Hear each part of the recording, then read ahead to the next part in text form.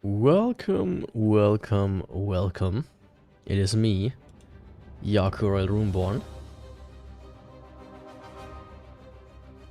And yeah, this is it. Let's make this a little bit more quieter. Yeah, this is it for the last time. This year, that is. This is the final stream of the year. I don't want to do anything, too out of the extraordinary, like anything extraordinary, alright? Just a little recap stream, so to say. A little, like, look back and a look towards the future. Just talking about, a few things. And that's about it, I thought about, should I maybe do a stream on New Year's or like on Christmas Day, but I feel like no. Maybe at some point I would think to myself, yeah, let's do that. But at this point in time, I don't think. I'd rather like have like a nice rest at the end of the year. Maybe at one point the time comes where that's not necessary for me, but who knows? I certainly don't.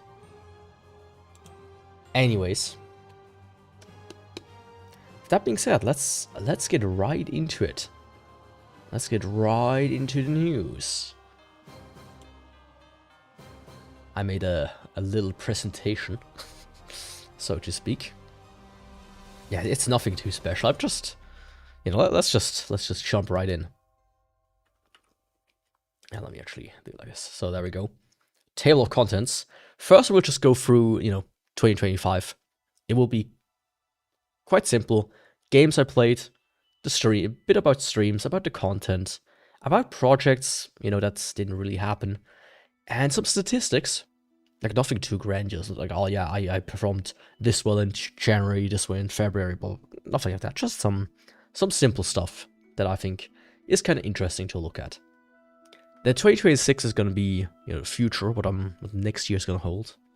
It's going to be very similar in that regard. Games, topics, content, projects, and goals. I first want to call it hopes and dreams because it sounded funny, but yeah, that's a bit stupid. So let's get right into it with the games. This year I played quite a few games. Not all completed. I mostly included the completed ones here, right? With like one exception at the end, but you'll see when that time comes. First off was Sekiro. I mean, that was a game. I put that one off for a long time. And I was like, hey, I finally want to play Elden Ring, but before I want to play Elden Ring, I also want to play Sekiro, so I bought it. And I started on stream. And I played maybe like 70 to 80% of it on stream. But I was like, nah, dude, I just didn't feel it. I went in with like the wrong mindset altogether. And also kind of the ending requirements kind of bothered me, that you had to do some weird stuff to really get the endings. Not a big fan of that personally, as I have lamented quite a few times already. Quite a bunch of times. But yeah, I then finished it in private. I didn't like it as much. Like it's still a good game. I still would call it easily a 7 out of 10. 8 out of 10, something like that. I just didn't feel like it was my cup of tea. But I did say maybe if I do just a private, on my own playthrough, like a second one, now that I know how the game works and whatnot, I might enjoy it more. Right? I might get some more, like, have a more pleasurable experience from playing it. But the first playthrough was certainly not my cup of tea, I could say. But yeah, then we moved on with The Vagrant. I'm glad I was able to show off this game. It's still one of... like, it's not a grandiose, fantastic 10 out of 10 game. No, of course not. But for the price I originally paid for it, and for how good of a game it is, I still really love it. And as I said it back in the day when I streamed this game, at the beginning of the year,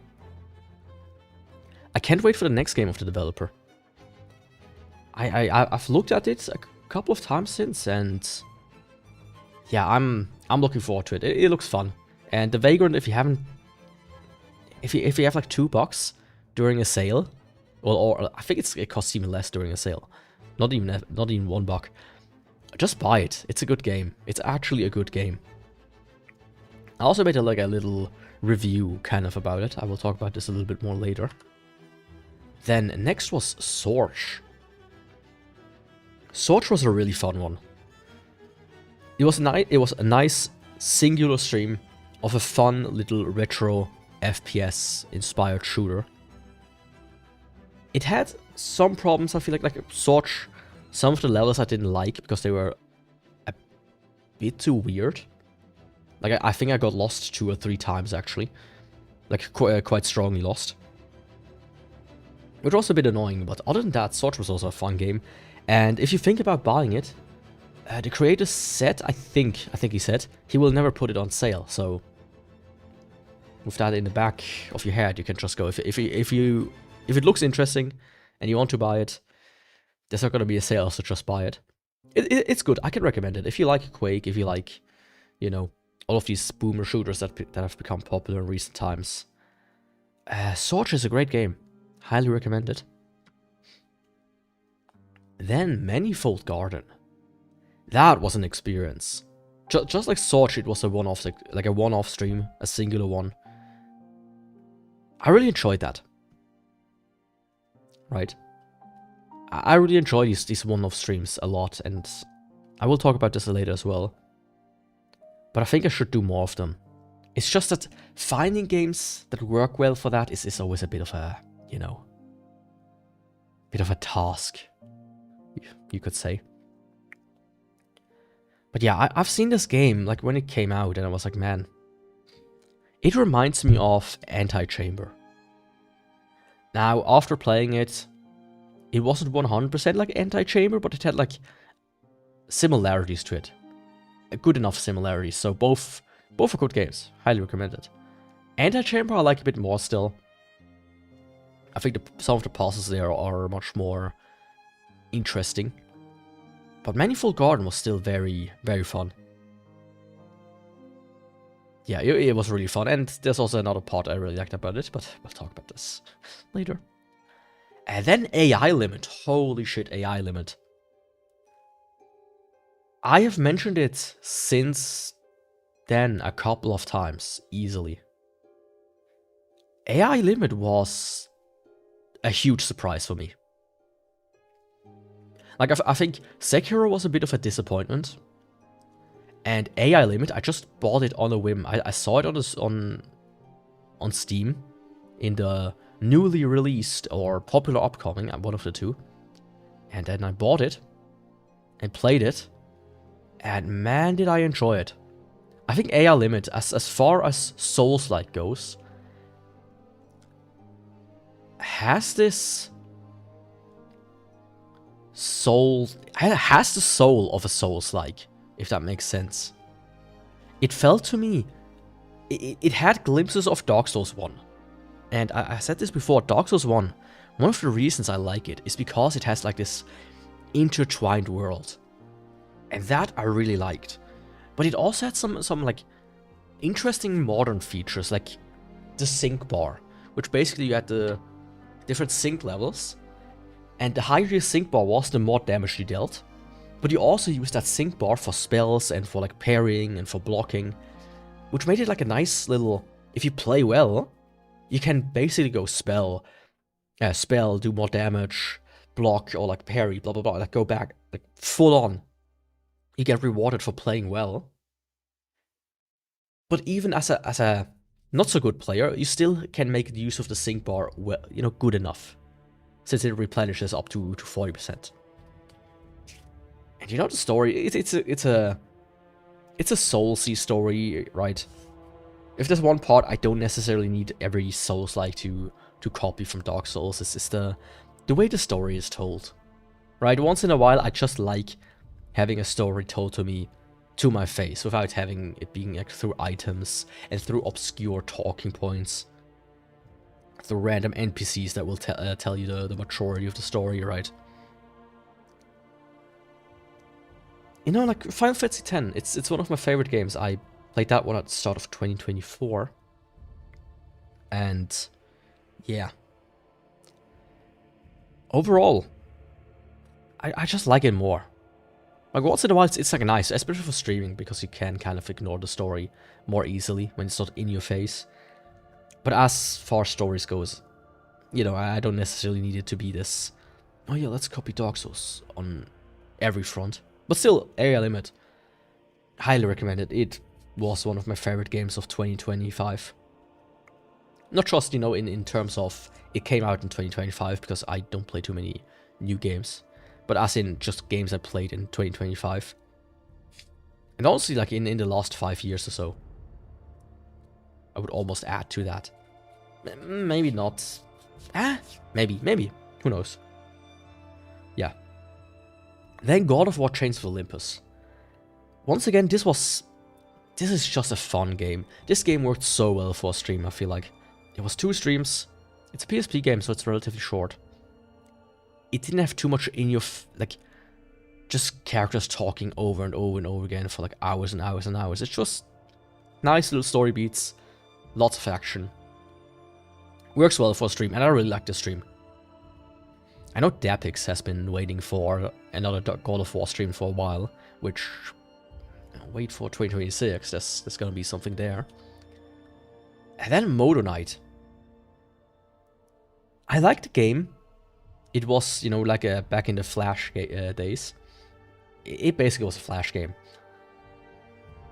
In like its simplicity, in its art style, and the type of game. Like these Modo games, like very common during the Flash game era. But I think it was one of the worst streams I did this year. I think I was in a pissy mood altogether. I had like a headache, and man, there's not many. Sometimes I like remove streams when I feel like they contribute nothing, which happens very rarely. This is like one of them, which I feel like almost removing. I will not do it. I will not remove the stream, but I almost have the inclination to do it because of how bad it was in the end. From my perspective. Tower Wizard. I don't know if I've talked about this before, but I do like incremental games or idle games. And Tower Wizard was like a nice, short, idle game. I'm currently playing one that's called Revolution Idle. I've just reached the Unity stage, and it takes so long. It takes so long to get through some idle games. Like, I know some people like having just basically infinite gameplay.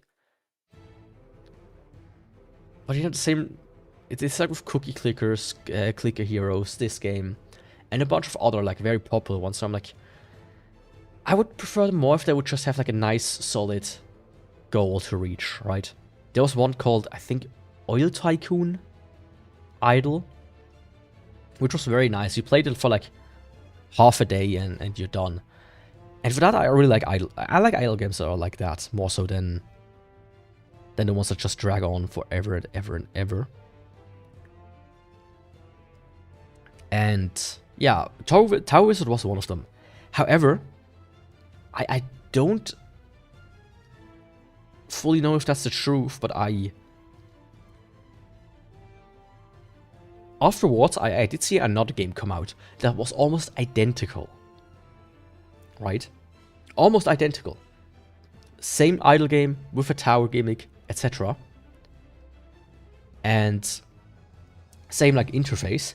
And then somewhere else I saw another game which did have a different mechanic, but the exact same interface, which made me start to wonder if this is some sort of template that people can buy, which this does leave a sour aftertaste in my mouth, if that is the case, right? Because man, it just feels like I'm helping with slop buying it, if that's the truth. But other than that, I really enjoyed that, and I might incorporate like an idle game here or there, maybe if I find like a cool one.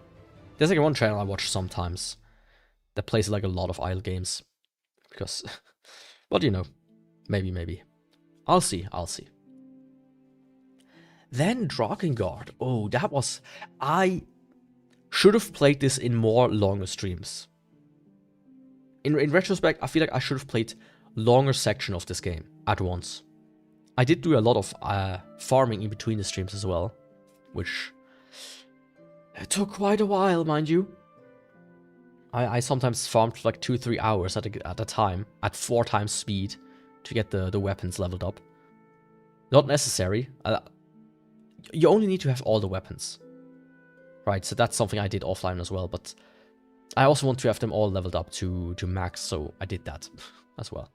And it helped as well with some of the more difficult sections.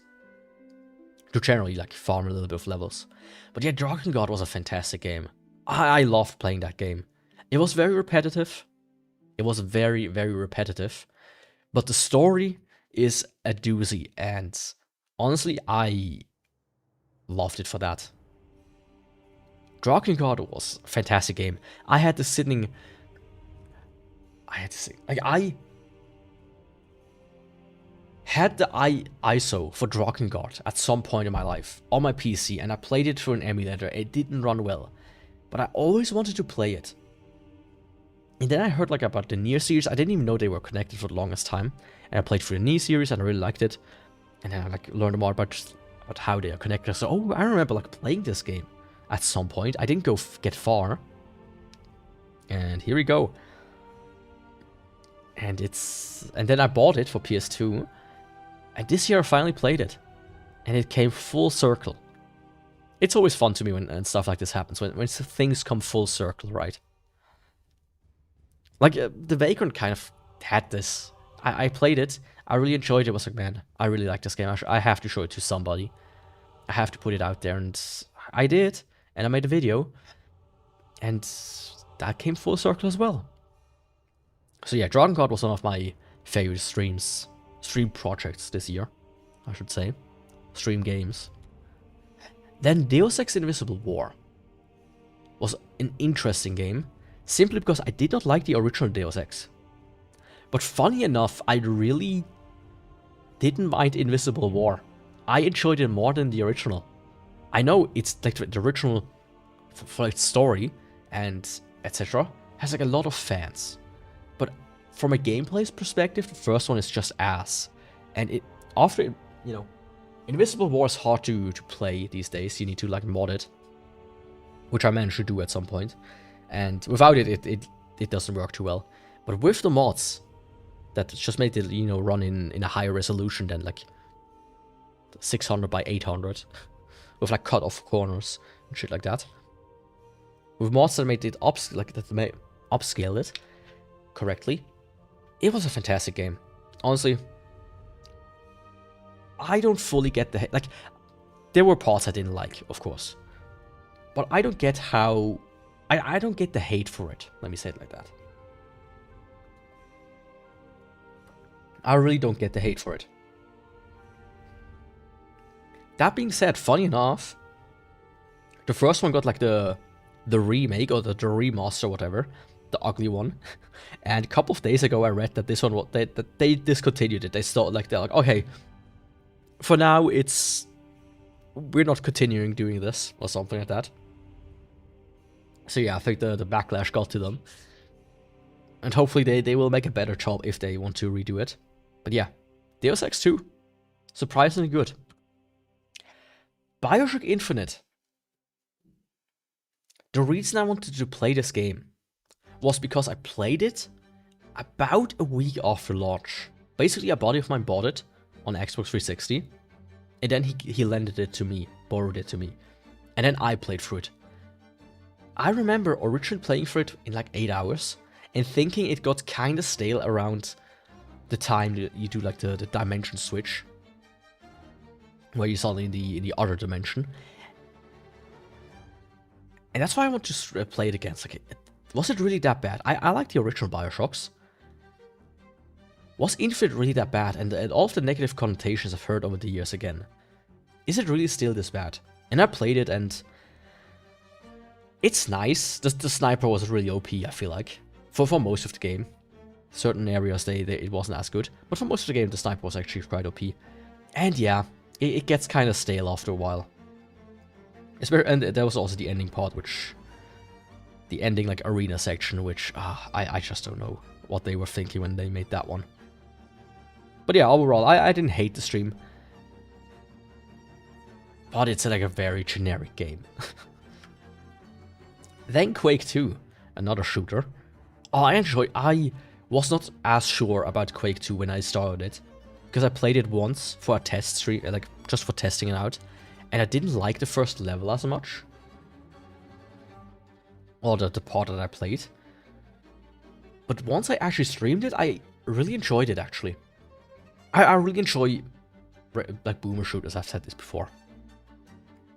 And Quake 2 was, as far as BoomerShoot, like, it's one of the original BoomerShooters, right? Of course it is. I still think I like Quake 1 more. As a whole, I prefer Quake 1 over 2. But I do like, I really like Quake 2, and we still got some level packs to do, right? We still have some level packs that will be done next year. I think 2 or 3. We have 64, the new one, and a third one. Fourth one, I mean, yeah. 3 more level packs, but they're all relatively short, if I remember correctly. But yeah, Quake 2 was fun. I really enjoyed Quake 2, especially when they're not too long, right? It's not too long of a game, and the level packs are also not too long, so it's kind of fun to play them. As almost like 1 or 2 off streams. Then Lord of the Rings, which... this was a childhood game of mine. Kind of like Bioshock Infinite, but even more so. Right? This was like a really childhood game. This was, hey, me being 6 years old or whatever, when we first played this. And I did enjoy my journey through it, mind you. I really did. But as far as for streams, I think it's just a good streaming game.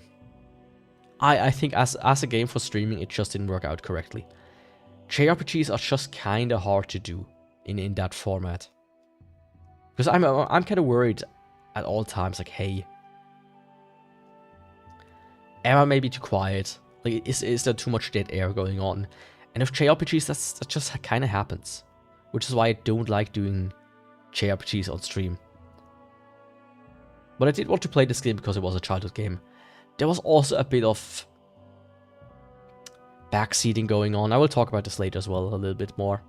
Which I don't mind, especially if I don't necessarily state it. Like, I don't state, like, if I would state it, hey, don't backseat, then I would mind it a bit more. But overall, Lord of the Rings, right? There are some people who always are experts in the game, and they want to share their expertness with it. I get it. I'm the same with Dark Souls, but I try to hold back. But during that, during those streams, once or twice I thought it was a bit too extreme, right? Just a smidgen. Just a smidgen. And then we get to Hollow Knight Silksong. The music is playing in the background, by the way. Man, what a fantastic game. Before I played it, like, when I bought it, when I was like announcing it, hey, I'm gonna play Silksong on stream, I was really worried that it's not gonna live up to the hype. I was at the beginning really worried, hey, is this game really gonna live up to the 8-year development cycle or whatever it was? Will I be sitting here after the first stream and be like, holy shit, this game is ass? Or will I be sitting here and be like, holy shit, this game is great? Thankfully, it was the later. And man, Hollow Knight Silksong, as I said, I didn't play too many new games in 2025 that came out in 2025, so I don't have like a good spectrum to work with. But I feel like Hollow Knight Silksong is probably one of the best games of 2025, all things considered.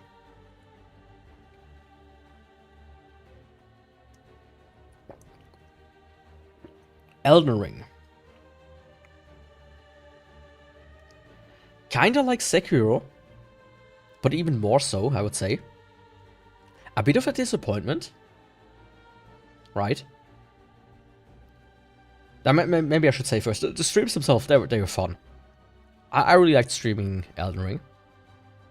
Of course, there were some people who were more inclined to backseat, despite clearly me saying, hey, no backseating. And I even pointed out, hey, stop backseating. I'm actually not in the mood for it. And I didn't realize that they were like, they acted like it was my fault that I berated them for backseating. Which I thought was a bit, you know, weird. But hey. But yeah, Elden Ring. It's still a great game. It's still a great game, and I will play the DLC. I'll get to that soon. And soon enough. But, how should I say? I was worried.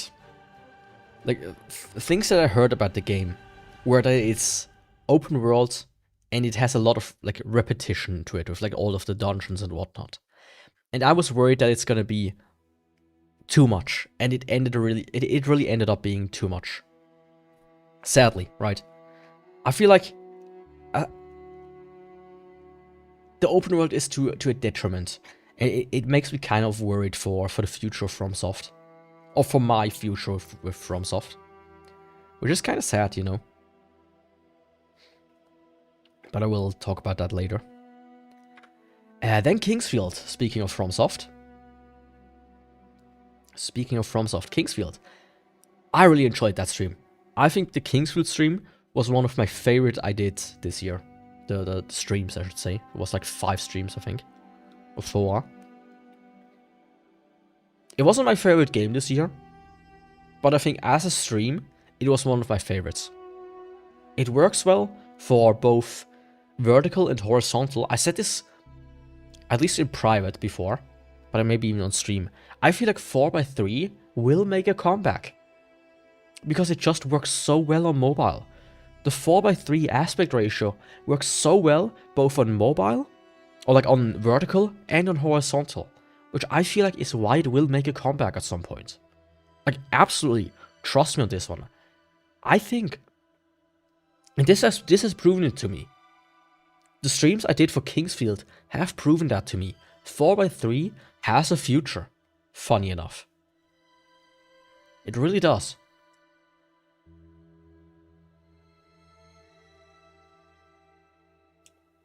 And then, Yakuza 4. Same as with Lord of the Rings, but this time I didn't drag it out. I liked the game. I finished it in private. I really liked the game. It wasn't my favorite in the Yakuza series. I feel like the multiple characters kinda overdo it. It cuts a bit into the story, I feel like.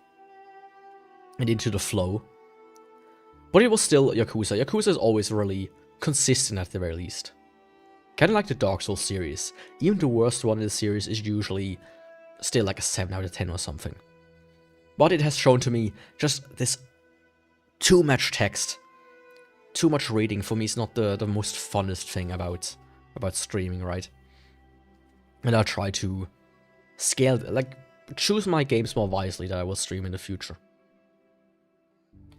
And then, Friday, if you remember, Momodora Moonlit Farewell. I think that was a good way, like a good final game to ring out the year for me. It was a fun Metroidvania that was short. It combined everything that I liked about some of the previous streams. It was a short game, it was a Metroidvania, like it was a short game like God of War, like Manifold Garden, Sword, etc. It was a Metroidvania like Silksong. And yeah, it overall is just a fun game. Momodora is a series I really like. So I had that already going, it had that going for it as well. And it had a bit like the soulsiness of Elden Ring and Dark Souls and, you know, Sekiro with its gameplay style, you could say. So it also had that a little. But yeah, it was like a fun and I think a good choice for the last game of the year. You know, besides Dark Souls stream that happened on Saturday, but that was a bit of a shame. And those were the games I played this year. Some good, some bad, some surprising, and some disappointing. Pretty mixed bag, all things considered. And then I quickly get to streams, thumbnails, and topics. First of all, I'm just going to go through a few thumbnails. If you're on Kick or on Twitch, you will not see them usually, since they are on YouTube. But I do like making thumbnails from time to time. Sometimes I hate doing them, because I just don't have a single idea what to do. But sometimes I feel like they turn out funny, or well enough. One of the Invisible War ones, as an example, was this one. Friendship Restored with A. Lamalian. I had this idea after I freed the alien in a previous stream, and it just killed me. It was aggressive towards me, even though I freed it. Which I thought was very funny, and then in this stream, or like in the stream after I like met an alien that was friendly to me, so I was like, oh yeah, this makes sense. I first wanted to do the friendship ended with Mazir, or whatever meme, but for a thumbnail it didn't work too well. Then the Drakengard ones. There was only one I really enjoyed making, and that was this one, the Furii one. In retrospect, I feel like I shouldn't have plastered the logo on there. I think without the logo it would have been a bit more, would have had a bit more character. But other than that, this is probably one of my first thumbnails. I was like, yeah, I actually really enjoyed that. And then the Dark Souls, all the weapons ones. They're always hard, I feel like. And I started to find like a groove of them, which I will get to soon enough. This was the last one before I like really started to find my groove. For the Crystal Greatsword. It's a, you know, this is the famous like Breaking Bad image. Like one of the DVD covers, I think, is this one. You know, Crystal Greatsword. Walter deals with crystals. You know, it writes itself. And the cache is like covered in souls. You see what I did there, right? Then this is a much more simpler one. Which was the Channel's Trident only. But I kind of like its simplicity, right? It's just me slotted in between some of the channels here with 3 eyes. And that's it. Can you see my mouse? You can see my mouse, actually. You know, see 3 eyes here. I just copied this part here and stacked it on top. It's very simple, but it works. Which is why it's fun. I actually really like this thumbnail. It's simple, it works, and that's all it needs to do. This one for the Dark Moon Bow.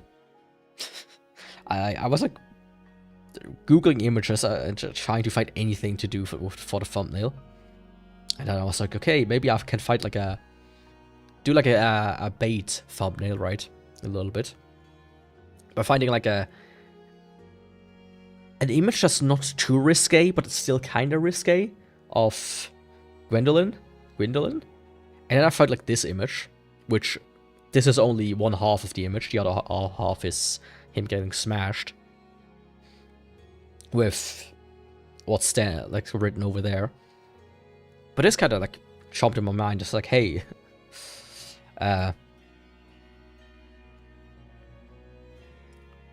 this like this video series where it's like porn tropes, but the guy is gonna be like, yeah, it's just not picking up on it. So how about you clean my pipes? No, lady, I just repair them. I bet your pipes at home are quite big. I bet your pipes are quite big. Well, I would say they're about the standard size that every home has. Alright, stuff like this. That's why this one was funny to me. And then we start to come to the ones that are kind of like streamlined. They're simple to make. They don't take me sitting around and trying to make like... it sounds stupid, but trying to come up with something funny. So they stay consistent. And I do like consistency. I do enjoy when things are consistent, which is why I really like doing these thumbnails, which is why I'm going with them moving forwards. So this was the Black Bow of Ferris. You see my drip, you see the bow. Perfect, you know what it is. Same with the scythe. You see my drip, you see the weapon. on the right, like you see the text, you see Dark Souls. Here I wanted to have the scythe a little bit closer to his neck, but I just couldn't pull it off. So I went with this. The sword, I like put my thing on there, just because. But I want to have like the dragon in the background. I feel like the framing here is really well.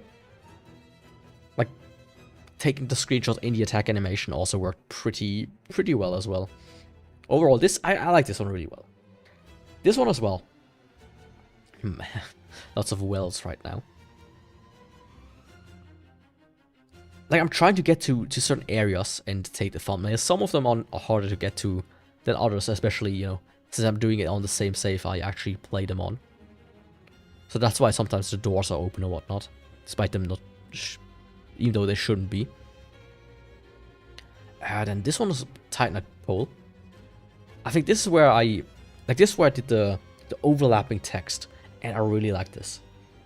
This is probably what I'm gonna stick with from now on. Or mostly. Like big, like in big letters, that's the weapon. And the rest is kind of like just there. But also some of my older ones, like this one, I really enjoyed. This was New Game Plus 9, so Smo's Hammer. It's simple, but it's still really funny. I like, you know, editing once in a while. And this was one of them. Yo, Dapix, welcome. How's it going on this fine evening? Which is why I also like the next thumbnail, this one, which was for Yu-Gi-Oh! Dungeon Dice Monsters. Yeah, just chilling in a river being moisturized, as always, right? Dungeon Dice Monsters. I also did one stream of it, but I didn't count it in the games earlier. I finished this game in private, and you had one strategy. There was a singular strategy you had to do, and it was so boring. Which is why the game went on and on and on. You did like 4 tournaments or 5 tournaments, and then you unlocked an entire second row of tournaments. Then you did all of those tournaments, and then you unlocked another row of tournaments, and then you did those, and you unlocked another one. Like, lots of content, but each and every tournament, each and every, you know, fight in every tournament, you use the exact same strategy, which was just ended with you spamming A the entire time.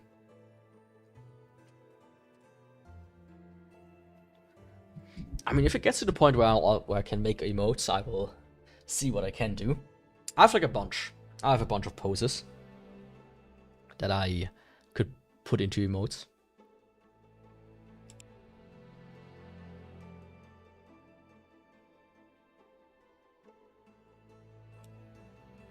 But yeah, Dungeon Dice Monsters, not a good stream, but a good thumbnail.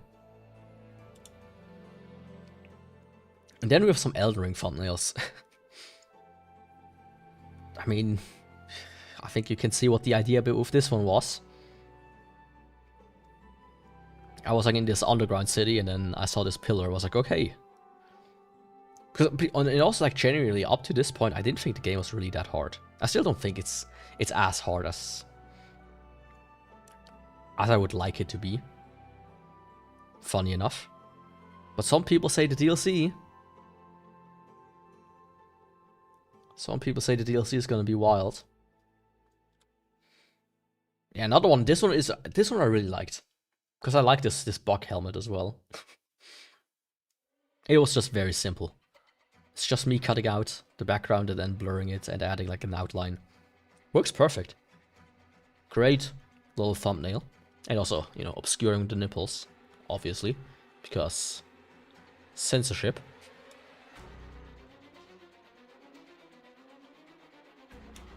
But hey, maybe in the far off future, we can do some merch.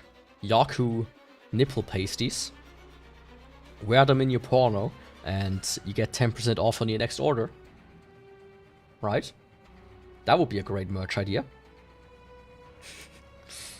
Obviously not, because I don't want to promote promiscuity. I'm a good Christian boy after all.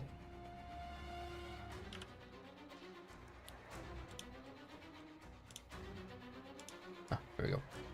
Then this thumbnail for Kingsfield. Very simple. It was a minecart. I was like, hey, minecart, Minecraft. The draw distance was so ass, this entire thing was just black. You know, it wrote itself, basically. As far as thumbnails goes, this one just popped into my mind. Then another one of my favorites this year. The Manifold Garden one. I just duplicated myself. And there's like a fun thing when you duplicate and shift yourself up a certain amount. A metal version. I thought about this before, that this could be cool, like having like a statue. For, you know, to make it cheap enough for people to be able to afford it, it would probably be plastic. But even like a stone-carved Yaku would be pretty cool. You know, some wire to hold the pieces together or whatnot. But still, a stone-carved Yaku statue, man, that would be something else. But yeah, this I like this thumbnail, but there's like a problem when you shift stuff like this. You cannot maybe see it, but the further up it goes, it kind of like splits a bit more. So this is not... all of these need to go more like this. If that makes sense. They're like off by 10, 15 degrees. Oh, my model is gone. Shit, thanks for reminding me. Come on, work microphone. Sometimes it fails to, you know, pick up the microphone. There we go.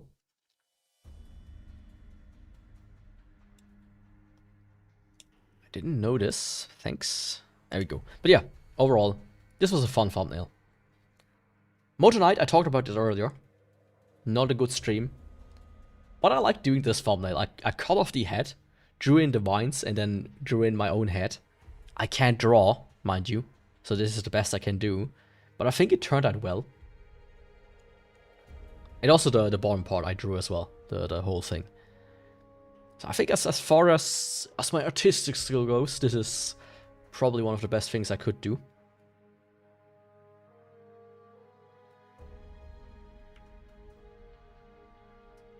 And then the Nightcore thumbnail. First of all, I really liked that stream. I think the Nightcore stream was really fun.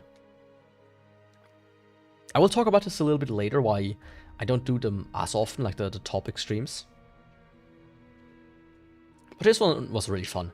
And you know, the Nightcore is following the wing, and my model is following the pose of the girl behind it. It's a fun thumbnail. It sticks out. I like the stream, but I feel like it didn't get too much traction afterwards. I thought maybe this one would actually get traction, but it didn't.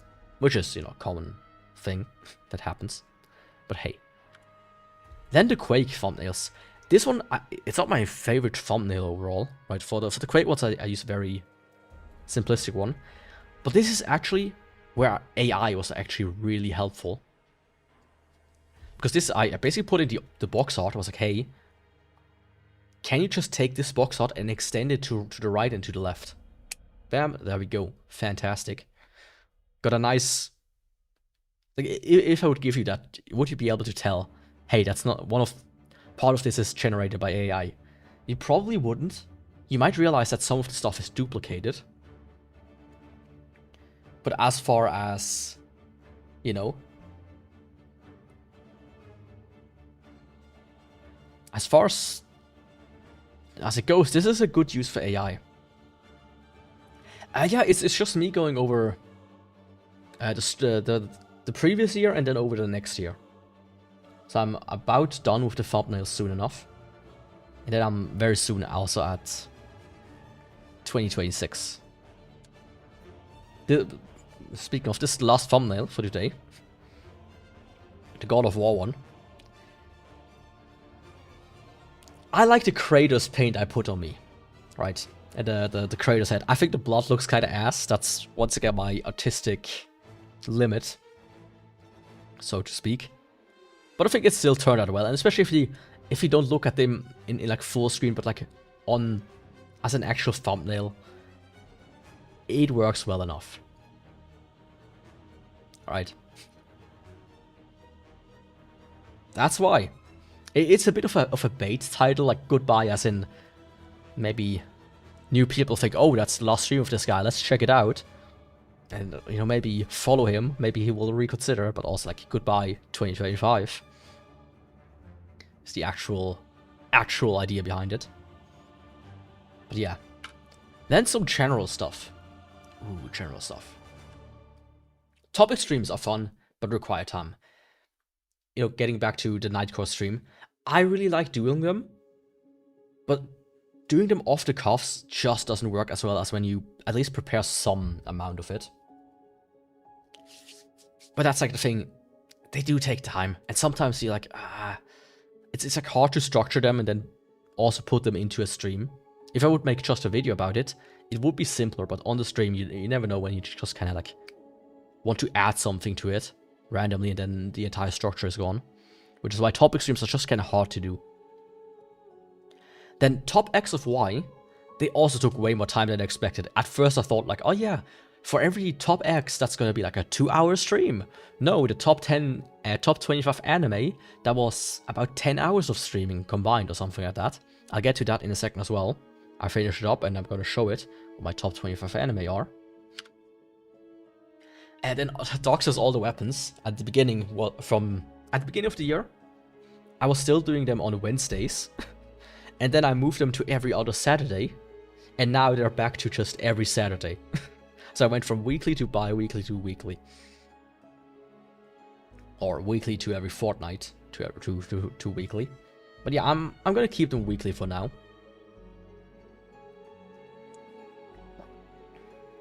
It's like funny how it developed, all in all. And yeah, new games, I was surprised how well new games worked out for streaming.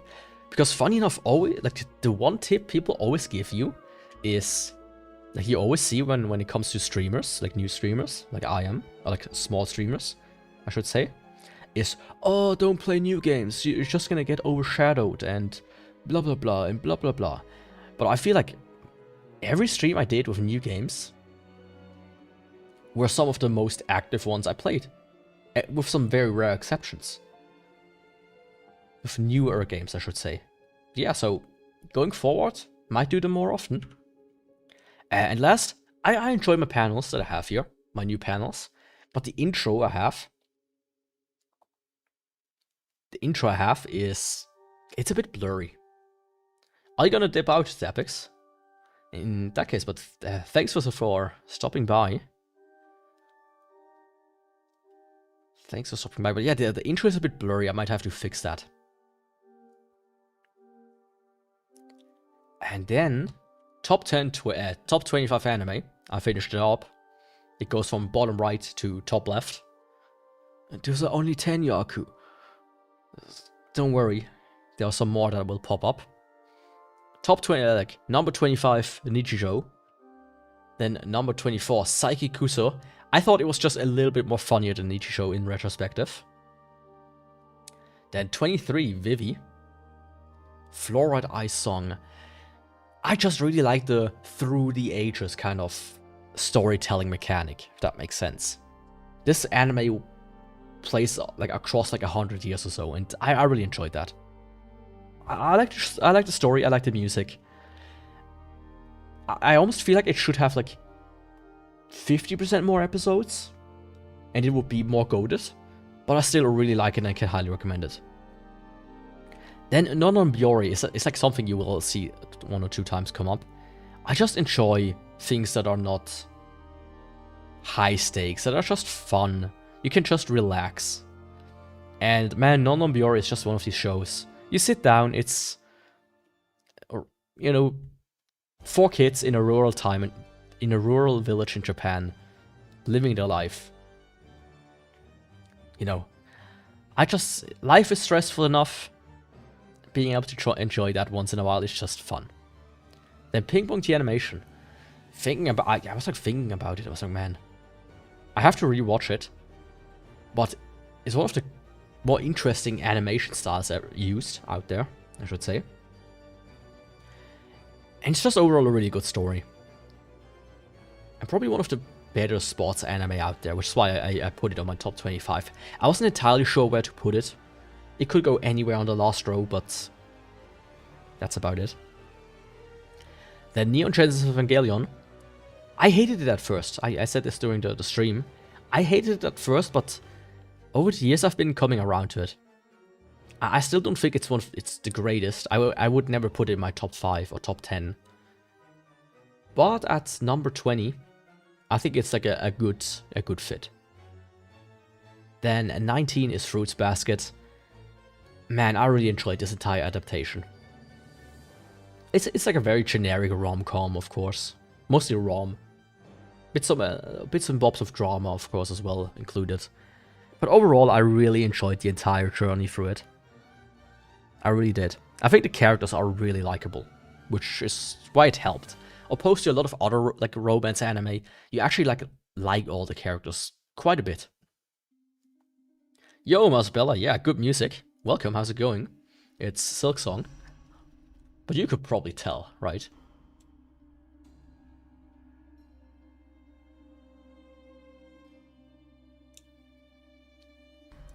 Then 18, Kaiji. Just one of the best gambling anime ever conceived. Gambling manga as well. I should read the manga. I only watched the anime so far. But yeah, Kaiji, I highly recommend it. I just think that there hasn't been a single anime that has been able to replicate what Kaiji has done. There simply hasn't been. Then Hymen no Renmei. It's just... It has like a similar plot to No No Biori, where at times it's just very chill, very like... It almost is like dreamlike. At times. But it's also very sad and kind of mellow, which is why I really liked it. And I definitely will rewatch it. Then Natsume. Natsume's Book of Friends. It's also like this... It's overall a very calm one.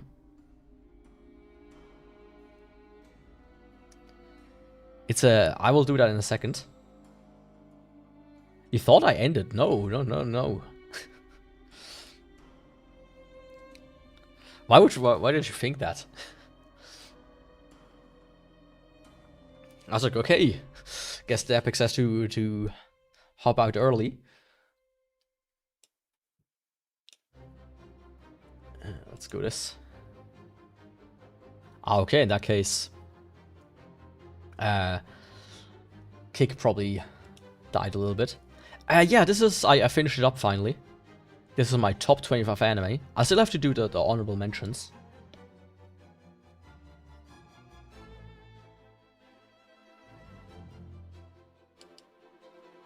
But, yeah.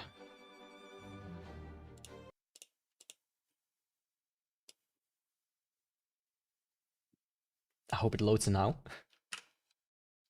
I switched to music. So yeah, where was it? Shit. Let's go back. There we go. So yeah, Hymen no Renmei. No, Natsume. It has like the same thing. It's very calm at times, but it also has like its drama, and for that I really enjoyed it. And it has like 8 seasons now. Like it has like 6 seasons, 1 movie, and then another new season which has aired, which I haven't yet watched, but I still will. And I'm just very worried. I hope that when they end it, that it's gonna end in a good way. Because many animes and mangas have been ruined for me. Because they have ended badly. So Natsume at number 16.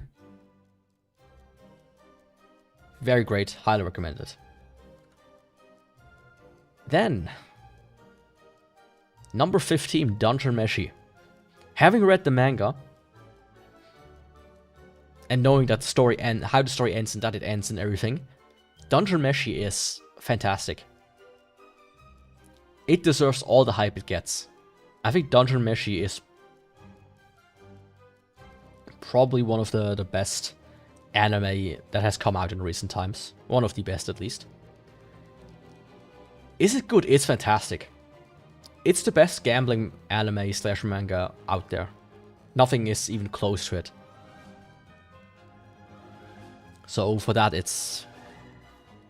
I can highly recommend it. If you haven't watched Kaiji, you really should. It's fantastic.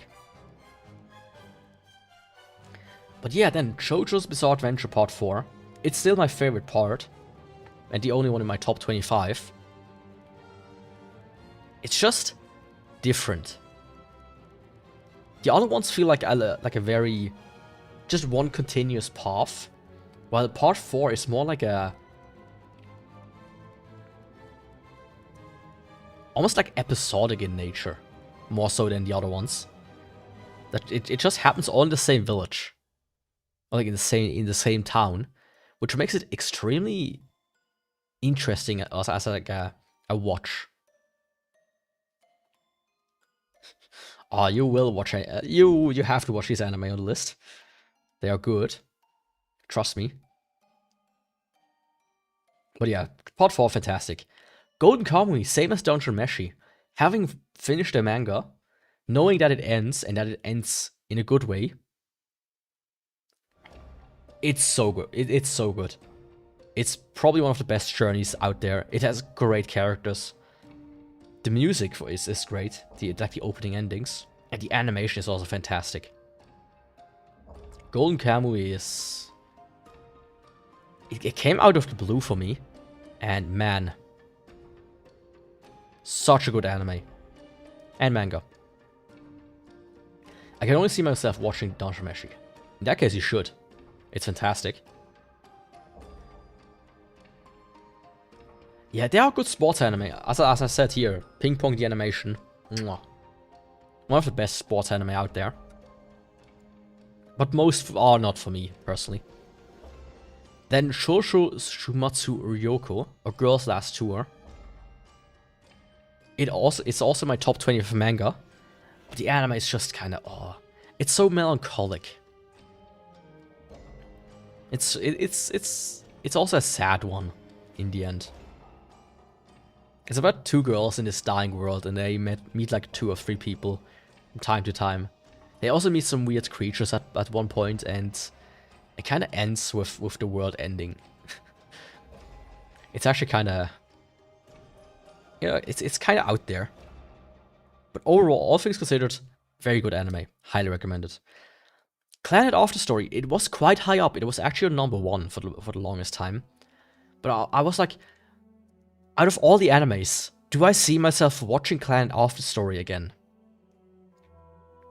And I think, yes, to some degree. I already rewatched it like 2 or 3 times in my life. But I feel like if I watch it again, I would first watch Clannad. And I'm not really interested in watching Clannad currently. I'm more interested in maybe playing the visual novel of Clannad. More so than watching the anime again. That's why I kind of like dunked it down from seat number 1.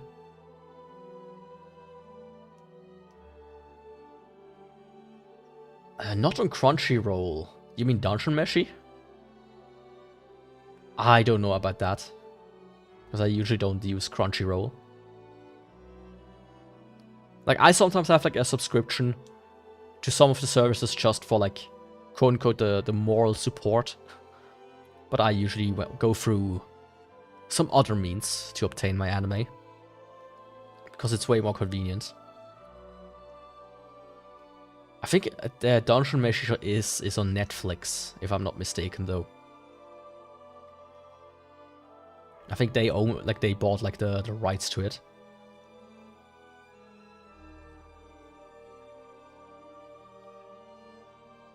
But it's obtainable. If you really want to watch it, it is obtainable. And then, number 10. Number 10, Strike Witches. It's not the best anime. It's not the best story. It's not the best animation. But it's just a guilty pleasure for me. For some reason, I enjoy the settings. And it's like one of these just dumb shows that I like to watch. Which is why it is even so high. Yeah, it really is just a dumb show that is fun to watch at times. And I might rewatch it at some point. In the near future. Like, next 5 years or so. It is a bit creepy though at times, because in the first season or 2 they were naked at times.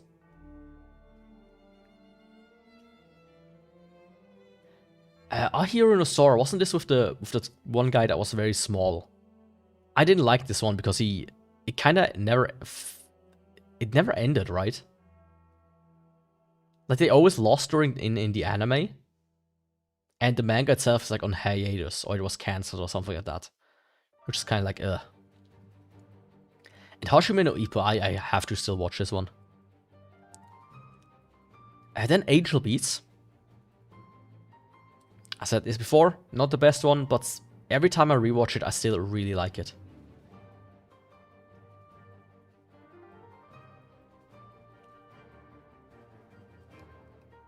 Then you're in. Every character in Strike Witches has, when they use their flight gear or whatever it was called, they get an animal tail and animal ears. Some have like bunny, some have like wolf, some have like cat, etc. So yeah, she's in there. She's the main character. But yeah, Angel Beats. It's not the greatest, but every time I watch it, I fucking love it. I fall in love with it every time again. Even if it has its flaws. It's one of the greatest anime ever, in my opinion. Maybe Twitches really want to show me that message. Or maybe Trobio is just as great. And then Gurren Lagann. Same kind of deal. Every time I watch it, I fall in love with it again. It's just a good anime. Like, even to this day, I wouldn't recommend like Jojo Part 4, Golden Kamuy, etc. to everybody. But Angel Beats and Gurren Lagann, no matter who you are, if you watch anime and you ask like, hey, can you give me some recommendations? I will give you these two, regardless of what you want to watch. Because they are just this good, in my opinion. And this like special as anime itself, right? They might not be number one, but they still have like a special place in anime history. Then Maiden Abyss. The manga has come to a crawl. I think it's like one chapter every 2 months. It takes forever to get anywhere, but I feel like we're also getting towards the end now. And so far I still enjoy it. And I think it's probably one of the best, or at least most interesting fantasy anime that has come out in recent times. Besides like Dungeon Meshi, but that's for a different matter a little bit. So yeah. Then AF A Tale of Melodies and Memories and Melodies. I still think, as far as pulling on your heartstrings, it's still one of the most intense anime in that regard. And I still hate the one character from Melodies with pure passion. But yeah. Well-deserved number 6. Well-deserved place 6. Could easily be in my top 5, honestly. The second time. Well, second time it sends 2, so maybe the next time it sends 3, then it's the third time. And it sent 3 messages, who knows. But yeah. And then my top 5. Number 5 is Monster. I cannot recommend it to everybody, as it's quite a dense piece of media. But all things considered, it's probably one of the best story ever written. Period. As far as Urasawa's works goes, I prefer 20th Century Boys over Monster. But that one has not been adapted, now has it? Right? Then Full Metal Alchemist Brotherhood. It's kind of like in the same league as Angel Beats and Gurren Lagann and whatnot. It's just an anime that I would just recommend everybody, regardless of what they usually watch. Simple as is. It's just really great. I think the original Full Metal Alchemist still has its own 2 legs to stand on. It's not as bad as some people think it is. I think it still is, you know, watchable. But Brotherhood is just crazy. as far as like stories goes, I think Brotherhood is fantastic. Then Sonny Boy. This is like one that I don't think many will have watched, or many even know about. It's kind of like a reimagining at first of Drifting Classroom, but it then turns like in this almost like allegory for growing up, if I remember correctly. And it was it's like interestingly animated. The music is fantastic. And just because it's like so unknown as well, I almost have to put it in my top 3. For the time being, it is my number 3. OG FMA supporter. Yeah. Honestly, as far as the original stuff they did, it was pretty good, I would say. I've seen some anime in my lifetime that tried to do original endings, and none of them came even close to Brotherhood. Not even a tiny bit. And then number 2, Frieren. For me, it came out of nowhere. And, or like, I've heard of the manga, I heard that it's good. And then the anime was announced, so I was like, okay, interesting, let me watch it. And I watched it. And oh boy, I just enjoyed it. It's been a while that I enjoyed an anime this much. I think it was extremely consistent in the end as well. Every episode was fun. The story was fun, the characters were fun. And I'm excited to see how it continues. And I would probably also read the manga at some point. And then the gold, the number 1, is for me. I think you didn't like it, if I remember correctly. Or it wasn't for you after the first episode or so. Something like that, right?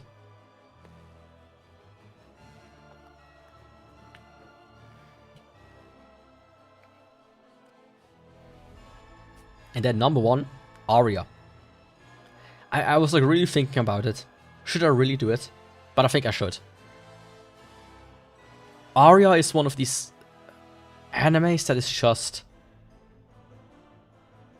It lives rent-free in my mind. Right? It's calm, it's magical, it's just fantastic. The world of Aria is great, the characters are great, the music is great, the animation, okay, it's a bit, but it's still great. The story, the kind of like story that like pulls itself through all of it is great. Like how she goes from an apprentice to basically like a master herself. At this point in time, I have to really say Aria is my favorite anime. Sure, any of these could go on to number 1 at any given time, just because I'm a bit indecisive.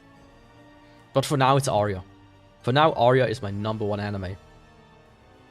And if you never watched it, just check it out.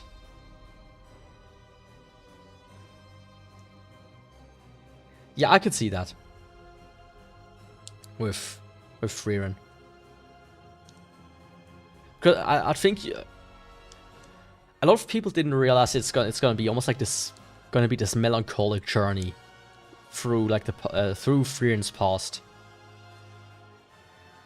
rather than like this fantasy adventure. It has its moments still, but I think it's different from what people expect. But yeah, that was it. That's my top 25 anime. It took a while to reach this conclusion, but that's it. I will post the picture later on like Twitter and in my YouTube community post thing. The whole thing. And I still will need to do the honorable mentions though until I do that, but I don't know when I get to that. So don't count on it being within the next like 2-3 days. And then I come to content. Content. Yeah. I want to do a lot of content on my main channel. 12 to be precise. 12 videos. I did 3. Dark Souls Straight Sword Hilt only. An hour-long video, which I love the ending. I recently rewatched it, and it might be a bit self-masturbatory, but I really enjoyed. I really like how I did the ending on that one. I think I did it really well with the to Xanarkand. Then I did a review of The Vagrant, or sort of The Vagrant. It didn't turn out as well because I was like struggling to even write the script. And first it was like a different video, and then I turned it into a review. I'm not too happy with how it turned out in the end, but it was still a fun video. And then recently I sat down and did my first all the weapons video. And man, I put a lot of time in it, editing wise. Less time than the Straight Sword Hilt. I think that one took like easily 60 to 100 hours of editing. It was insane actually. But the Broken Straight Sword, I liked how I did it. And I will maybe do more of them in going forwards. Not weekly, that's probably gonna take too much time. And I don't have. As in, this still took like 20 hours plus minus in editing. What I didn't like is how it focused on Himmel. It didn't really focus too much on him after a while. You still have like its moments, but that's kind of like... He was like the character that made Frieren grow into a human. So it makes sense to have her like, hey... To have like the story kind of like pan back to his moments. Where he like teaches Frieren to be more... You know, less robotic. So I didn't mind these sections personally. But yeah, I thought I wanted to do one a month. Ended up doing 3 videos. Some of them also fell through. The third age attack only challenge. I just reached a point where it was impossible to continue. And then I thought, you know, maybe I should just make a video up to that point. But I lost complete motivation because of that. So I really didn't sit down and do it. And there was also a video I want to do about Ring Thing. The Ring Thing, which is like a Swiss parody of Lord of the Rings. But man, I've been staring at that script for like months, all at the time, like for hours at a time across like multiple months, and I just couldn't come up with a good script, which is why after over half a year, I finally abandoned it. Then I did a lot of clips, and I started, you know, doing them more often. I watched like a video that was basically, hey, even if it's bullshit, for these algorithms to kind of like give you the pass, you almost need to show them that you can't stick with it. And so I'm interested in trying that out, so which is why I'm trying to do daily shorts on YouTube and TikTok. It hasn't worked fully 100%, but I'm still keeping at it, and I'll try to move that on into the next year as well.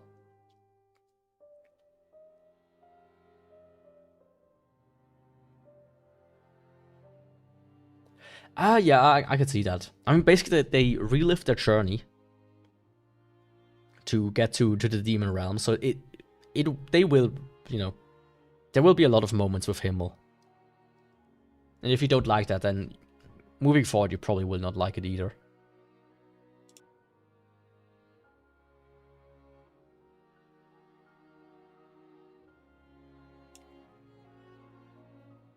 So I can see how, like, if it turns you off in the beginning, it probably will not get better. That much better, at least. Oh, this track. Oh, wait, is it this track? Yeah.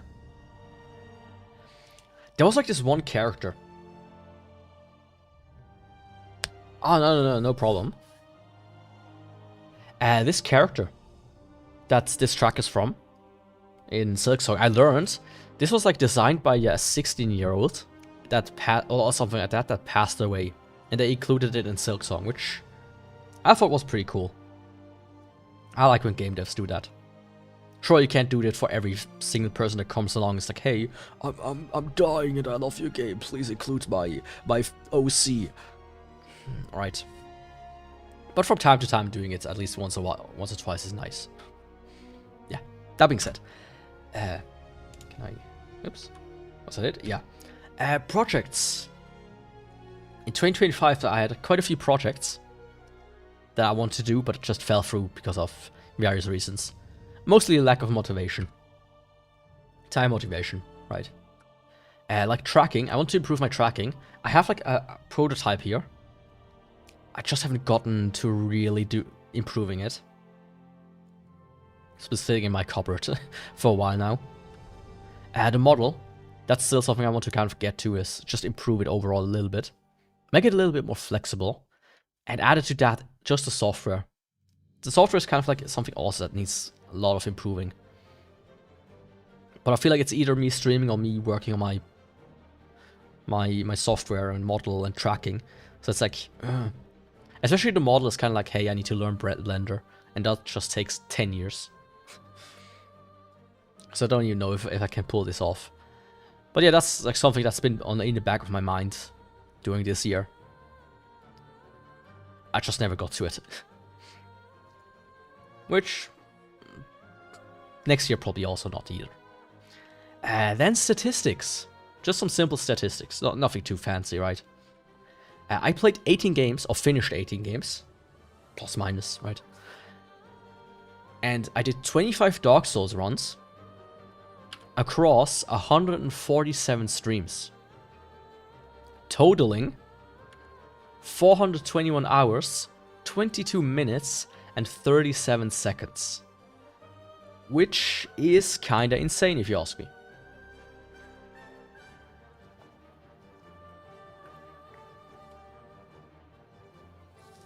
Because it both seems like a lot more than you'd think, and also a lot less. It's like, hey, I streamed about 3 times a week. Yeah, Seth, that was the name. That was the name. Like, it feels both more and less than you think. 420 hours, like, okay. That's like about 2.5 weeks of continuous streaming. It doesn't seem like that much, all things considered. But then again, it's like still, it's 400 hours. Which spread across the entire year is still more than 1 hour a day. Yeah, the chart you created. Going in, I didn't know the context, but like looking at it back, I did like the music back then. I was like, oh man, this is kind of sad music for this character. I wonder why. Well, now I know. And I'm ending the year at 93 YouTube subscriptions on the stream channel, 5 on the main channel, 65 Twitch followers, and 22 Kick followers. I had 27 on Kick, but they got rid of the bots and it removed pretty much 1/5 of my followers. At Twitch, my highest was, I think, 68.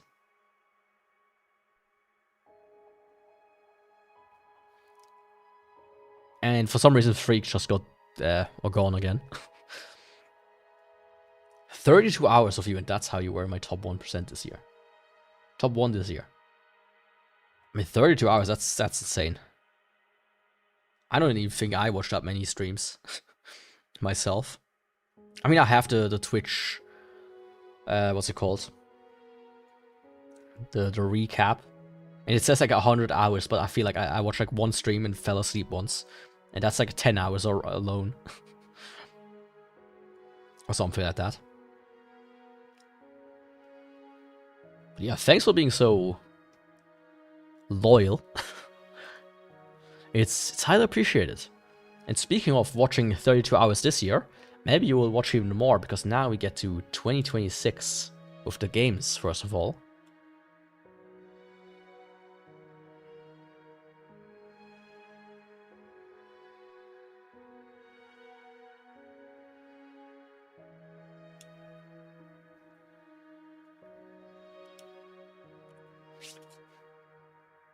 A lot at the end of the year.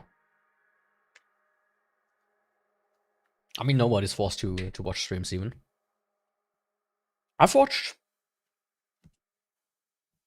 I always have like phases. Sometimes I watch more, sometimes I watch less. Both like streams and just YouTube videos as well. So it's understandable, I would say. But yeah, games next year. These are just some I might play, might not. Mostly I think I will play them. The epics, I think that's one you've been asking for. More God of War. Notably, the first God of War I want to play, is going to be God of War Ascension on the PS3. I really enjoyed the PSP one, the Chains of Olympus. I still need to buy the other one, I just haven't found it for a good price. But yeah, I have all the other ones. Of the Greek era, not the Norse era. I don't think I will play those. But the Greek ones, I will play those. All of them, that's the plan. So yeah, next one is gonna be Ascension. Then The Evil Within. Actually a game I want to play this year. But I just didn't get around to it. And then like Halloween was already over and then it kind of came Christmas time. I was like, now the mood is just not right anymore anyways. I mean, God of War 3 is one of the best. So you made a good choice there, at least. A good pick to be one of them, of which one you played. So yeah, but Evil Within, I've been hearing good things about this game for a while now. When it just came out, I feel like a lot of people didn't like it. But over time, it seems like people warmed up to it, which is why I'm kind of interested in it. So probably I'll reserve it for Halloween time-ish, October. But maybe I will play it early in the year. Who knows? Not me. I mean, I'm the one who should know, but I'm not. I usually just decide on the fly what I stream next. Then Dragon God 2. Yeah, Dragon God 2, not canon. Supposedly the worst in the series. But hey, I want to check it out. I want to check out Dragon God 2. I liked 1. I like the new series. I want to see how much of a disaster it is. So yeah, Dragon God 2 will be a stream for sure. Lies of P. Yeah, I'm in a Soulsy mood. Which is why Lies of P will also be played next year in 2026. I don't know when yet. Because there's actually something I want to talk about, which will happen in terms of Souls-like and Souls, which will happen early in the year. But yeah, yo, Weird Clown, welcome. How's it going? This fine evening in December. So Lies of P will also be a game I play. And I also heard some good things about it, which is why I'm looking forward to it. So, and as I just said, speaking of Souls-like, Code Vein 2 is coming out. I already pre-ordered it. It's gonna come out on the 27th of January. So that's when I will play it. I will stream Code Vein 2.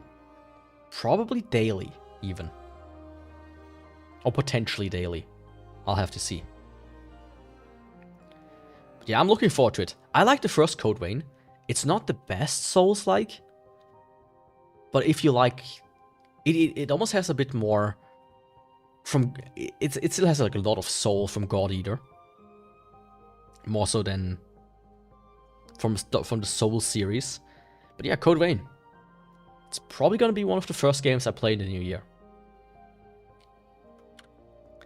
Then of course Elden Ring is gonna continue with Shadow of the Erdtree. Probably sometimes after Code Vein. So March-ish, I would say. It's probably when I'm gonna look into playing Shadow of the Erdtree. Some people have very gloatingly told me during the streams, hey, if you don't like Malenia, you will hate Shadow of the Erdtree, so don't even bother, basically. It's even harder. Well, I'll see that for myself. I will see that for myself. I have the feeling that the bosses are gonna be harder, but fairer. That's what I think it's probably gonna happen. And all the people who is gloated at me will be like, oh yeah, I like Melania because she's unfair and I'm a bit of a tryhard or whatnot, you know. I just want my redemption with Elden Ring. And I hope the DLC will give it to me.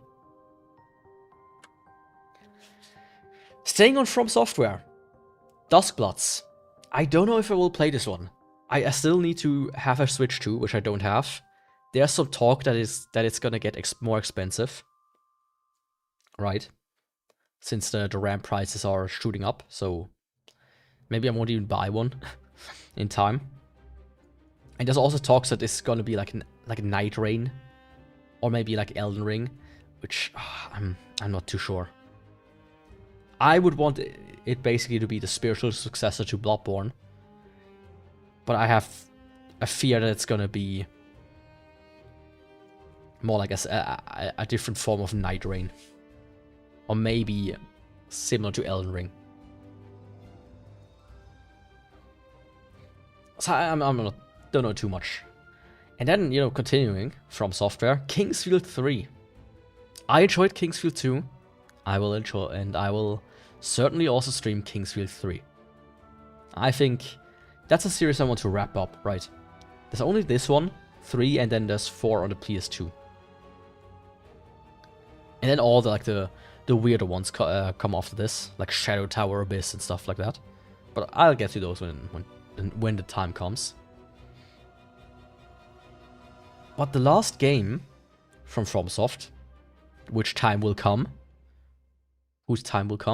is, and I have them both here, both versions. I'm probably gonna play the PS2 version, and that is Cookie and Cream. It's one of the weirder games made by FromSoft.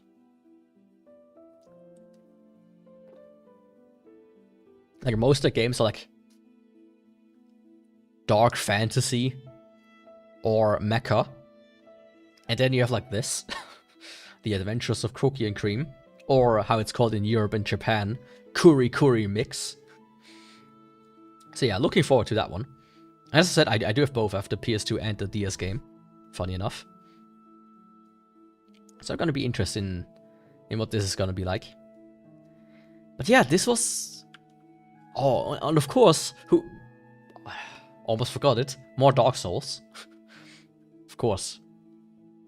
Stupid me. Of course, more Dark Souls. But yeah, that's a bit of a preview of which games I will play in 2026. Lots of FromSoft and Souls content. But as I said, I will probably try to sprinkle in some one-offs, some smaller games in there. Hopefully. Or just some channels, some funner games, some weirder ones. I'll see. It also kind of depends on how 2026 goes, right? Maybe suddenly I explode and I can do this full time, and then I'm like, okay, I played 10 games within a week. What now?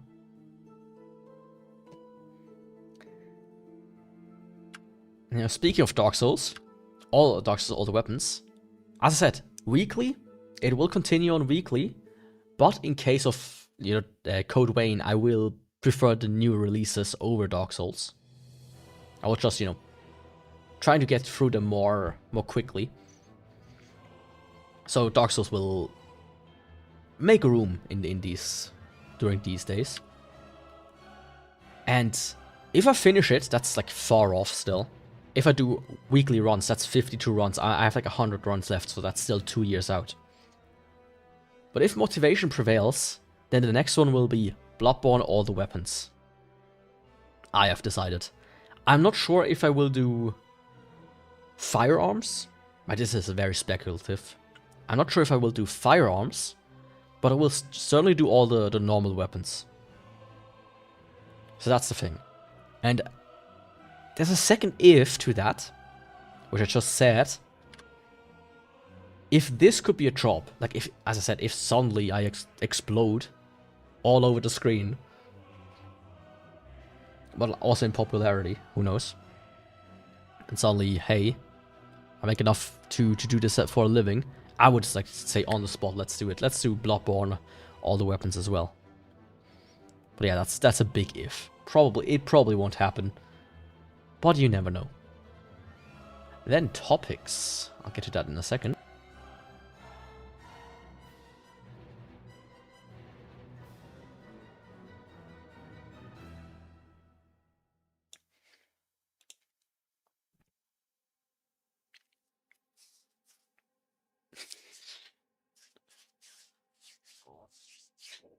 It will fall over the screens. You don't need to bonk me for that. I will splurt my ideas over every single viewer if I have to. Into their minds and into their faces. Like a good cult leader. But yeah. Topics, top 10 games will continue. These will probably involve a camera top down. Right, where I'll go through the games that I have physically. Don't worry, there's no separate connotation in there. It's good Christian fun.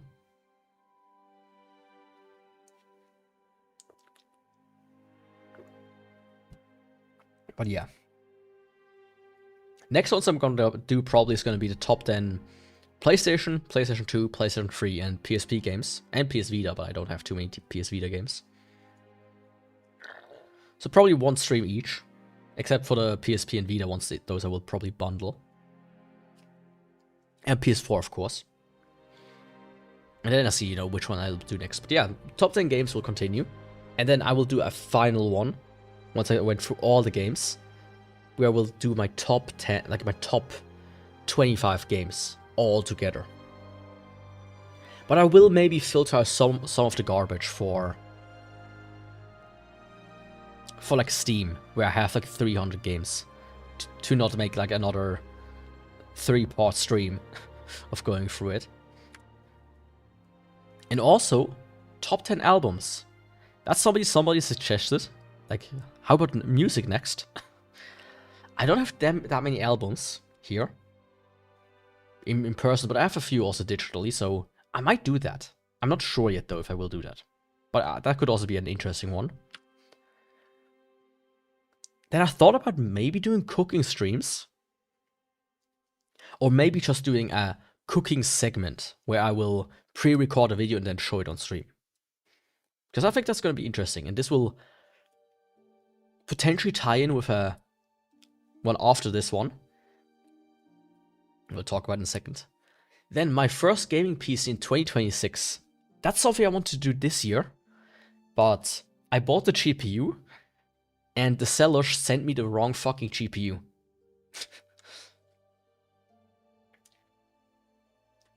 I want to buy my GPU that I had in my first gaming PC. And I bought it, and the dude sent me the wrong one. I was like, I can't do that. That doesn't work with my stream idea. I need it to be the correct one.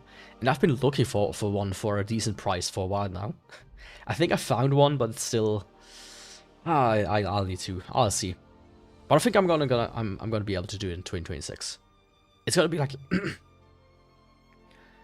I'm gonna build the PC off stream, and then on stream I'm gonna put Linux in it, put on the games, and then see how well they play. And I think that could be an interesting stream, just to see, hey, if I would have never upgraded my PC.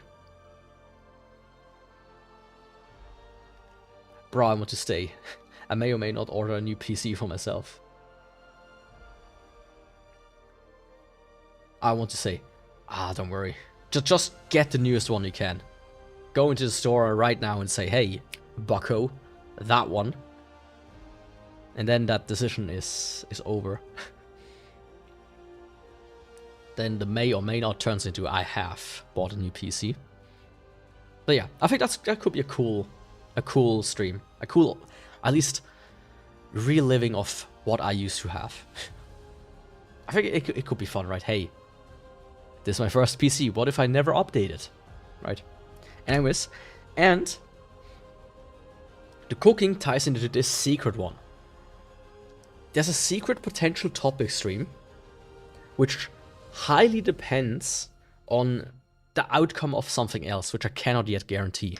So, That's all I can say about that. Oh, did you go through financing? I usually don't like doing that because they usually do slap him, like make it more expensive then. But maybe with the RAM prices, it's actually not a bad idea. Because suddenly they are like shooting up by 2,000%. Like, okay, yeah, I still pay the price I originally confirmed with them. It's their fault. Who knows? And then I get to content. More main channel videos. Dark Souls Auto Weapons, I will continue doing these. They should take me less time now that I went through some of the... I went through one that is... The Broken Straight-Sword was 22 hours of footage. The next one, which is I think the Great Axe, is like 11 hours. So it's decreasing in how long it will take me per video. It was on sale too, okay. What kind of specs does it have? If I might ask. Then more challenge runs, something I want to do. The first one that has come to mind to me is gonna be Stalker 2, Skiff's Pistol only. I might do that on stream, I might do that in private, I don't know yet. But that's one of the main channel videos I want to do. And other. Yeah, I'll have to think about some ideas. This is one I've been thinking about a little bit.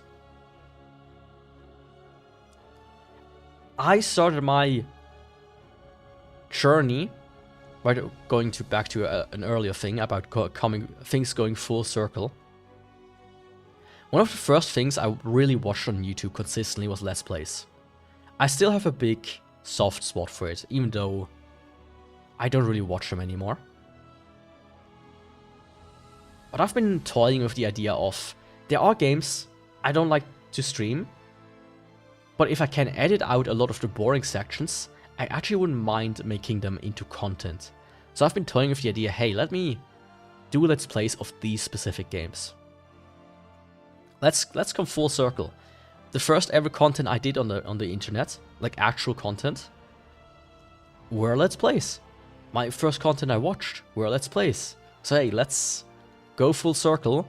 I've been doing this over a year now. Content creation.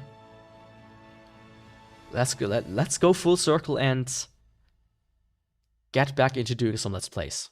I might stop after a month. I might do them for 10 years after this. Who knows?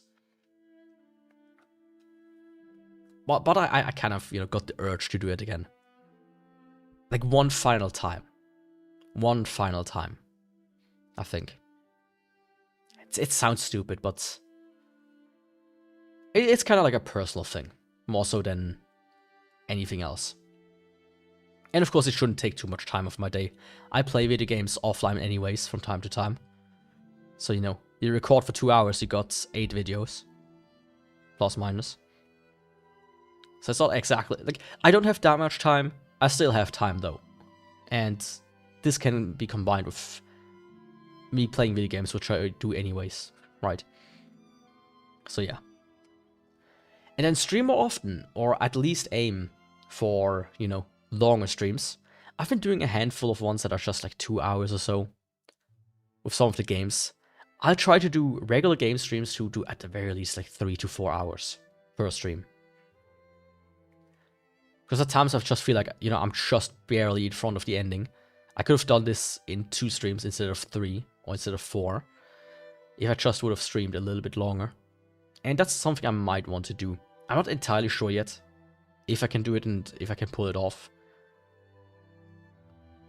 But I think that's something I want to do. And of course, newer games will get daily streams. So Shadow of the Erdtree, Code Vein, and if any other new game comes out this year that I'm feeling like, hey, let's play this, I will just do daily streams. Maybe not as long, but I still, for these short periods of times, I will switch over to dailies. And as I said earlier as well, I'm trying to look into more one-off streams as well, because I usually enjoy them. Shorter games that can be completed within 5 hours, I would say. are the requirement there. But that's, all of this is less a promise and more of the ideas I have. Oops. The ideas I have. Then, projects. Dark Souls Day. 24th May and 22nd of September. These two, the first two, are trial runs. Depending on how they turn out, I might not continue doing them. Right, it's a big if. But I will share some more once properly announced. Once I properly announce them, it will be highly appreciated if people share them. Do some advertising. There we go, for me. But yeah. So what is the Dark Souls Day? It's gonna be a 24-hour stream of Dark Souls all the weapons. Just run after run after run for as long as I can. For every death, I will add 5 Swiss francs into a pot of 250 Swiss francs for, as an example, charity. Like an animal shelter, or one example I give here is Pro Patria, which is like a Swiss heritage conservation kind of project thingamajig, which I feel like it's kind of important. And that's, I can read it. I will look at it in a second. And so my personal stash from me dying will go towards that. And then I'll be selling stickers and postcards, which will go to a secondary charity, which will be a more global one. Like, what I'm thinking about currently is it's like a very safe and very proven one. It's Doctors Without Borders. Right? So, postcards, I will do an 80-20 split. 80 towards charity, 20 towards paying off the production and the art. Or like the art itself. The production I will factor into the price. And the same for stickers, but with a 60-40 split. And I will always order a higher quantity. So if I sell, as an example, 132, which is very optimistic, I will just order 200, so they can still be bought afterwards. And I might start giving them away at some point. And there's also going to be a sweepstake for 3 Dark Souls remaster keys. And the sweepstake can be entered for free with an email. I will announce more about how it works when it gets closer to the 24th of May. But yeah, 1 free entry per person, completely free, per email. And then people who also buy the postcards and the stickers get per postcard and per sticker set also an entry each.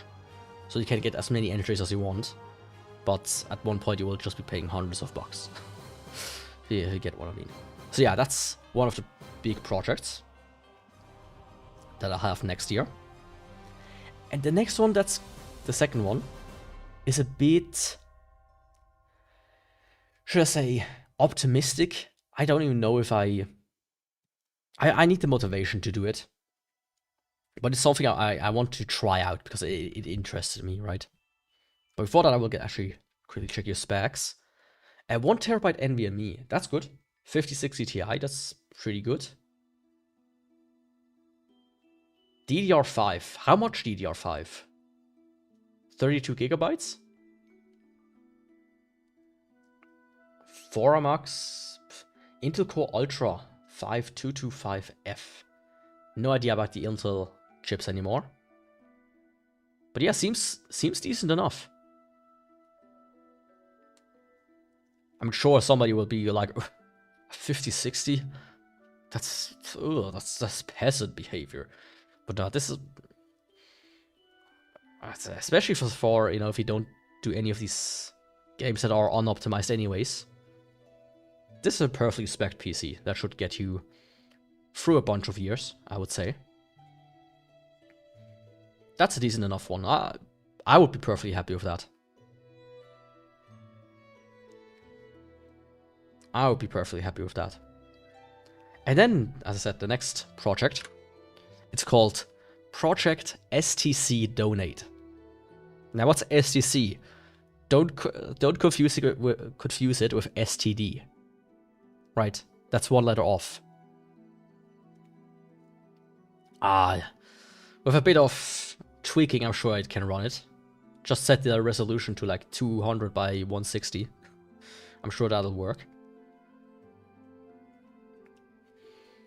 So STC stands for Steam Trading Cards.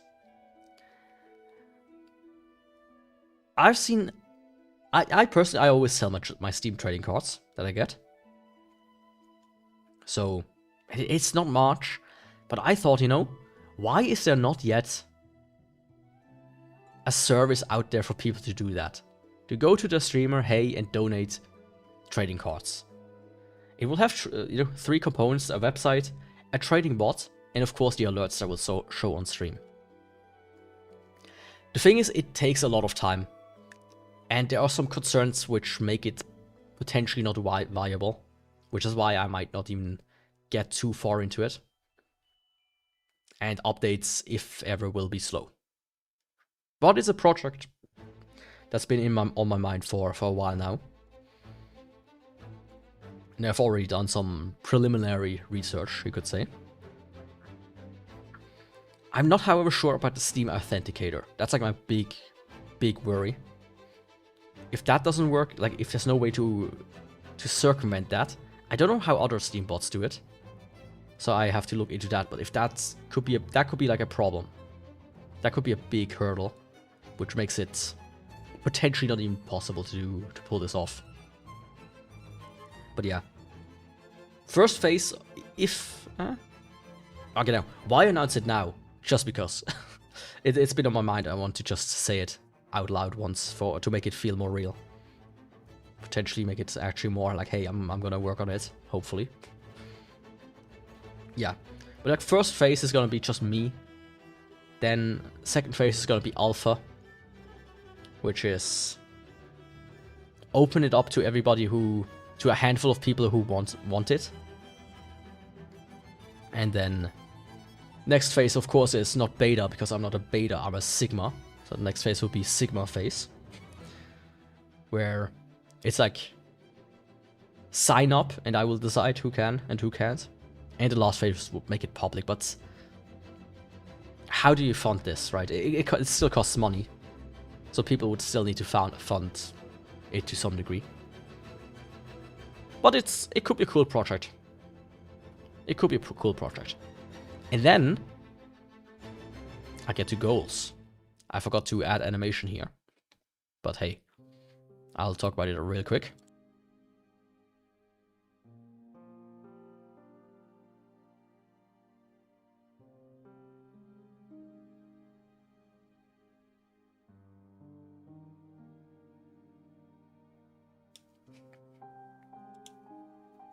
Oops. Go back. So goals for next year that I hopefully want to reach is 250 subs on YouTube, 250 followers on YouTube, on Twitch. Oh, I see how I wrote it a bit weird. It's 250 subs and follows on YouTube and Twitch.tv. I don't have too much hope for Kick, but let's say 100, just out of the blue, right? Then a minimum of 6 main videos is what I try to do, and preferably do 12 as I originally planned, 1 a month, but I'll have to see about that.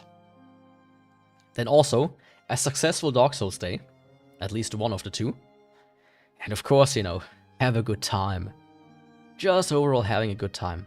What that means, how that shows itself, I don't know, right? Maybe just by having fun, maybe by having tons of money in my bank account, maybe by doing collabs. I don't know how having a good time will show itself.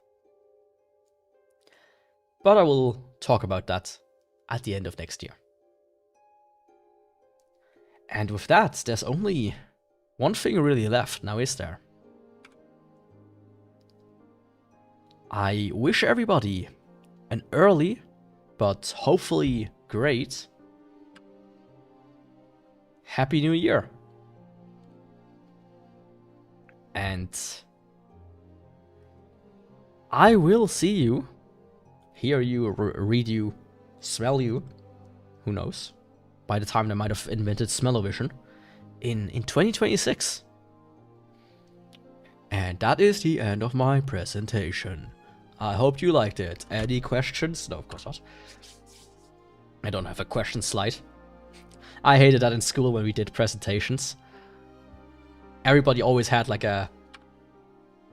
The last thing was always a questions? Question mark? Which was so stupid, in my opinion. But yeah, that's it. That's my 2025 and my 2026. At least some ideas about it. But yeah, collabs are interesting, but of course it's... like, how the fuck do you get to collabs? Well, don't be a fucking loner, Yaku, how about that? Hard, that's hard. But I'll see. As I said, I'll see what exactly I'm gonna do next year. But yeah, that's about it. It was a good year. I think 2025 was a great year. Sure, it had its ups and downs, but all things considered, it really is a good start. It really is.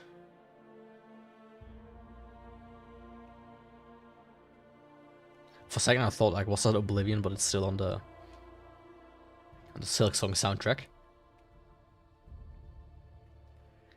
Yeah, can I close this somehow? Ah, there we go.